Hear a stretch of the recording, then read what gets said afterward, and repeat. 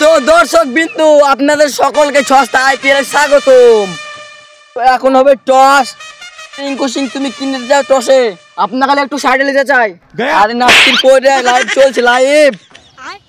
Sir বলেছে umpire রাগ করে মাঠ থেকে চলে যাচ্ছিল। এই মুহূর্তে রিঙ্কু সিং পকর থেকে বের করে আম্পায়ারকে কি দিল।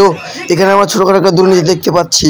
আরে ও কিছু না খাওয়া হবে তো হেড টস করার আগে একটা গোটা ওয়ার্ল্ড কাপ থেকে আইপিএল পর্যন্ত 5 টাকার কয়েল হারানোর উপবাদ আছে।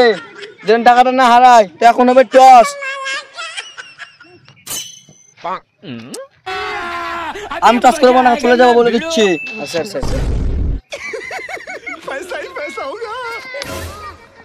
আরে টেল পড়েছে, আরসিবি হেরে গেছে, কলকাতা জিতেছে।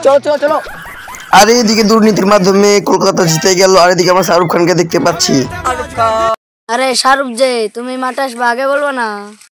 তুমি মাঠে না আসলেই পারতাক। বিরাট এখন ভালোই পারে না, মানে খেলতে বলবো না, তাহলে বসি।